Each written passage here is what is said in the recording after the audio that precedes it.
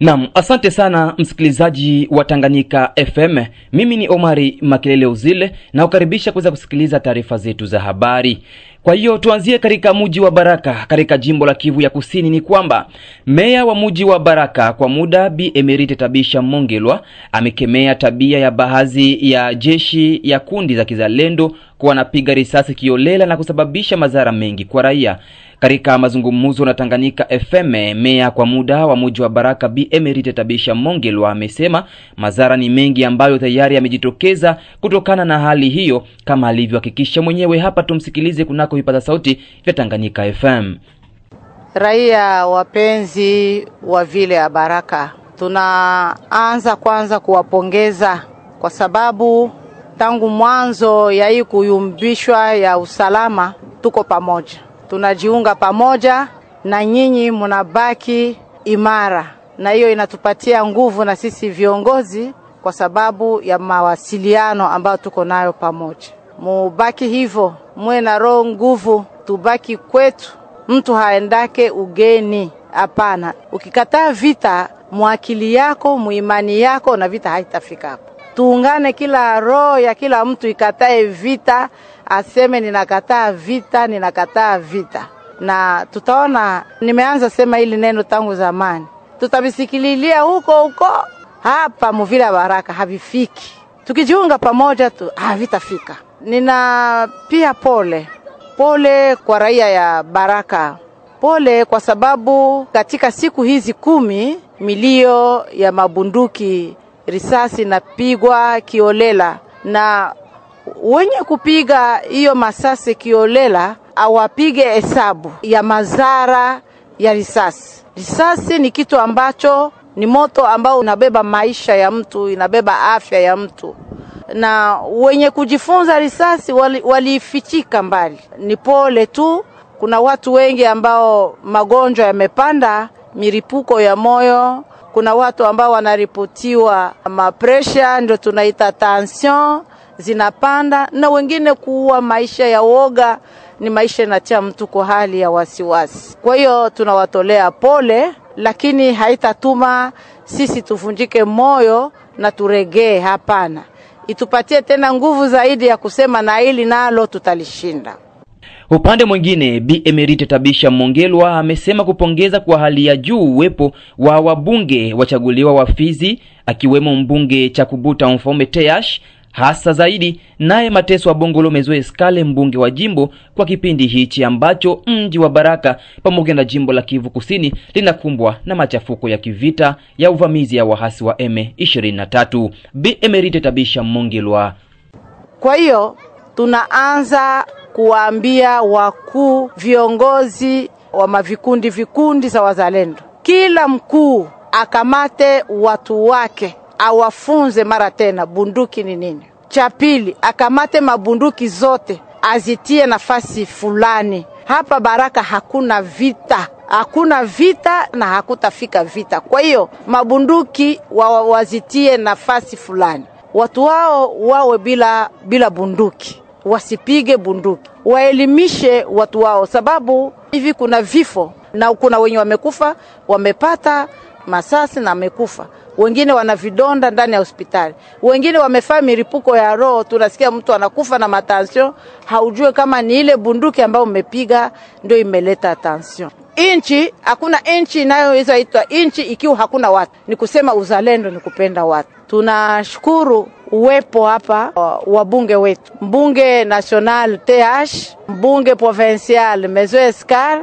Ujio wao ni Mungu amependa kwa wakati huu waje wakae na raia ambayo imewachagua. Kwa kweli wamefunuliwa tu na Mungu, kwa sababu ujio wao hapa inasaidia pia kusisimua na inakazia sana kazi zote ambazo raia wangependezwa wafikirie ili wawe na maisha ya usalama. Tunawaambia raia, endeleeni, mtuambie, sababu baadhi ya raia inajua huyu ni jeshi wa fulani, huyu ni jeshi wa fulani. Kwa sababu pia itatuma tunaendelea na kukazia kusisimua wakuu viongozi wao kuambia jeshi lako limefanya hivyo. Kwa mapenzi ya Mwenyezi Mungu tunasema tunatumika kazi, hatujachoka na hatutachoka. Tutumike kazi na tunaitumika, tunajitahidi. Kiwezekana kwa mapenzi ya Mungu, msiku 3 tusisikie mlio tena wa bunduki uko hapa. Tunafunga juga kabisa kwa hilo, kwa sababu hatutaruhusu vile Baraka ingie vurugu kwa sababu ya kutokuheshimu bunduki.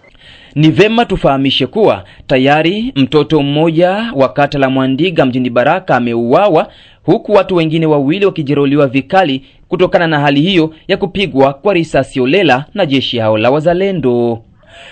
Tujelekeze huko Uvira. Ni kwamba mbunge wa taifa mchaguliwa wa Uvira Justin Bitakwira amehutubia raia wa mji wa Uvira siku ya 5 ya wiki tunayo. Mbunge huyo ambaye ameteuliwa naye Rais Felix Tshisekedi kuwa mratibu wa wazalendo jimboni Kivu Kusini ameambia raia kuwa watulivu, kwani ukombozi wa nchi utatoka kwa wazalendo. Katika hotuba yake mbele ya raia mchana wa Ijumaa hii, Bitakwira amesema ataendesha kikao kikubwa nao viongozi mbalimbali wa wazalendo ili kujua na kutoa mitindo yenye kuhusika na wazifa wake. Andre Biadunia Lida, tena mfanyasiasa wa jimbo la Kivu Kusini, ameeleza hapa machache juu ya ujio wa mbunge huyo Bitakwira. Tumsikilize. Tumempokea bwana Justin Bitakwira ambaye ni mbunge kitaifa, na kama tulivyosikia anakuwa representa wa wazalendo wa Sud Kivu. Amefanya mitingi yake hapa Uvira na ameambia watu kwamba wazalendo ndio wataokoa Bukavu na wataokoa Goma, Nord na Sud Kivu. Alors tunasubiri matokeo. Ametuahidi kwamba atazungumza na wazalendo wote wa Fizi, Uvira, Mwenga, Shabunda ili kuona namna gani ya kupangilia mikakati ya kugomboa kama Nyola, Bukavu na Goma na mafasi zingine. Tunasubiri matokeo. Hatutaki tena mambo ya mapromise, tuko ndo na bezo ya pratique.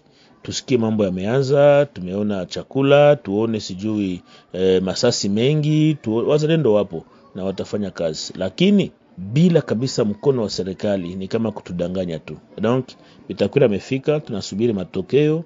Amefanya meeting yake hapa Uvira na tunasubiri tuone nini kitafanyika mbele. Tunasubiri ile reunion, après ile reunion na wazalendo wote ambao watakusanyika na jeshi. Yeye ifo kujua kwamba ni civil, hana la kupanga. Yeye labda ni representant tu kwa kwenda kumwambia rais na mambo mengine. Kama rais iko na volonté amupe, na kama hakuna volonté atuambie concrètement que president hakunipatia lolote pour que tujue namna gani tutazikamata en charge. Mais ile njo bref ni kwamba tunasubiri. Yote nabakia mapromesse. Tunangoja tuone mwa siku 3-4 ambayo iko mbele kama mambo yataenda namna gani. Lakini nikumbushe watu kwamba M23 na Rwanda na wengine ambao wanapenda nchi yetu kuinyang'anya hawalali, hawasinzii. Na sisi tusilale, tusisinzie kwa sababu adui bado yuko kama Nyola. Tusifunge macho. Wanaofanya maombi wafanye maombi, wanaofanya plaidoyer wafanye plaidoyer, na wanaokuwa kwenye shamba la vita wafanye vita, ili tuone namna gani tutakomboa nchi yetu kwenye ubeberu ambao Rwanda imetuweka ndani, na viongozi wa moja ambao wanakuwa kwenye serikali wanaunga mkono hii vita. Tujelekeze huko katika jimbo la Tanganyika. Tuanzie pa Kalemi, mji mkuu wa jimbo hilo. Ni kwamba kitengo kinachohusika na masuala ya jinsia kwenye ofisi ya sheria jimboni Tanganyika wameendesha mjadala siku ya 5 ya wiki tunayo ndani ya chumba cha mikutano cha jimbo la Tanganyika, ambako mjadala huo umelenga kuhusu masuala ya usawa kati ya mwanaume na mwanamke, kujitegemea kwa mwanamama pamoja na haki ya mwanamama na binti.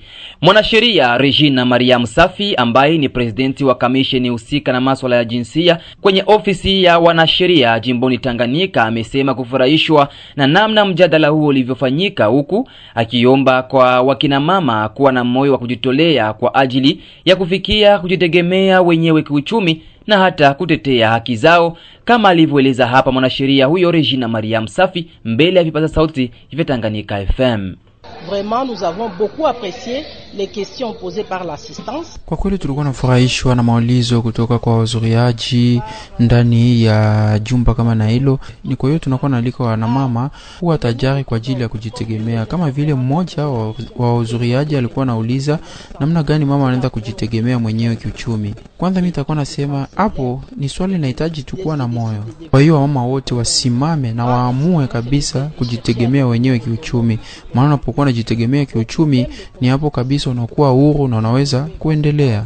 Na kwa swali la kujua kwa nini kutetea sana haki ya kina mama wakati kunakuwa pia haki ya binadamu, na unakumbuka kwamba wamama kipindi kia siku nyingi wanakuwa nabakia nyuma. Ni kwa hiyo wamama wanakuwa najitetea ili kwamba wapate haki ambayo itawaweka sawa na wababa pour atteindre les niveaux de l'homme.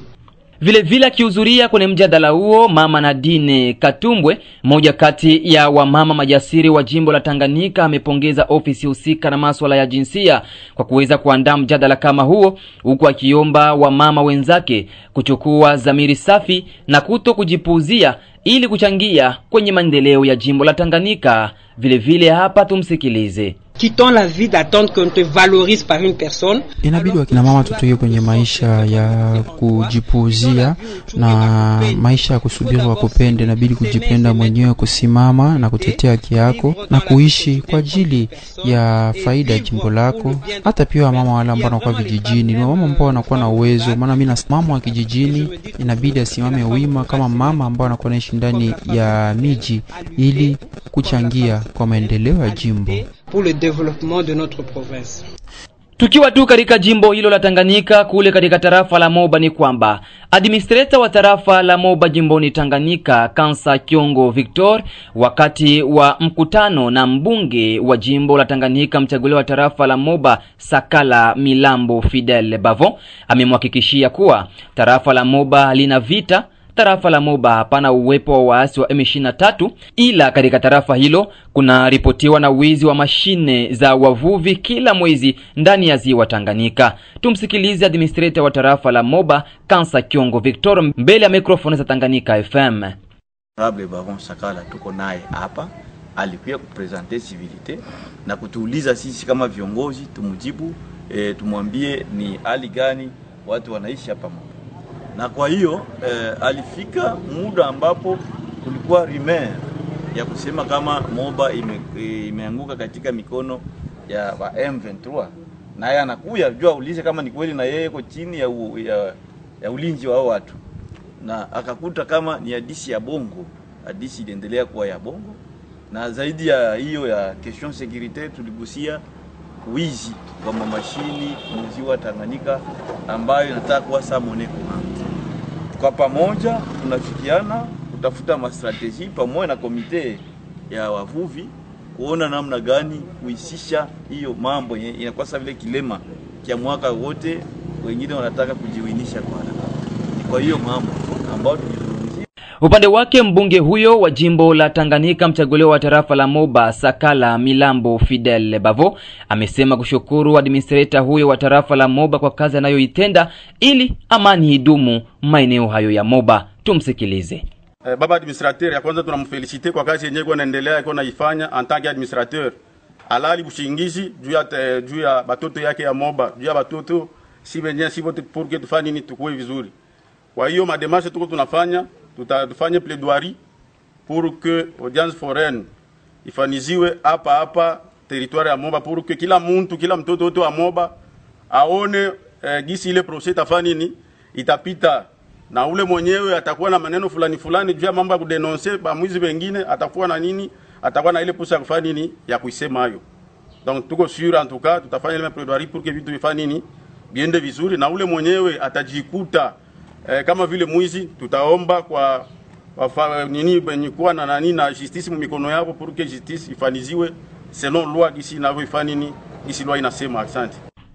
Kundi la waasi wa M23 wanaoungwa mkono na nchi ya Rwanda limesema kuwa tayari kusitisha mapigano mashariki mwa nchi ya Jamhuri ya Kidemokrasia ya Kongo, pamoja na kususia katika dakika za mwisho mazungumzo ya amani yaliyokuwa yameandaliwa mapema wiki iliyopita na nchi ya Angola, ambaye ni mpatanishi kunako mzozo huo unaotanda mashariki mwa nchi ya Jamhuri ya Kidemokrasia ya Kongo. Mwisho wa habari zetu kutoka Tanganyika FM. Mimi ni Omari Makelele Uzil. Habari za muda huu mpendwa mtazamaji wa Tanganyika TV. Kwa jina naitwa Suzana Mbokile, natokea kitengo cha biashara na manunuzi hapa Tanganyika TV. Nipende kuchukua fursa hii kukaribisha hewe mfanyabiashara kutangaza biashara yako pamoja nasi. Maana katika ulimwengu huu wa sasa, media kama Tanganyika TV ndio mahara pekee ambapo unaweza kukuza na kuendeleza biashara yako. Haijalishi ni biashara ipi unayofanya, ina mtaji mkubwa au mdogo. Tanganyika TV inaweza kukuweka karibu na wateja wako na kukuza manunuzi ya bidhaa zako unazouza. Hebu fikiria, hata vikundi vya maendeleo tunawezaje kuendelea bila kujitangaza? Karibu utangaze nasi, hewe mfanyabiashara, mjasiriamali, mwanamuziki, wanasiasa na wengine wote. Karibuni sana sana sana. Unaweza kuwasiliana nasi kupitia namba zetu za ofisi zilizopo hapo chini.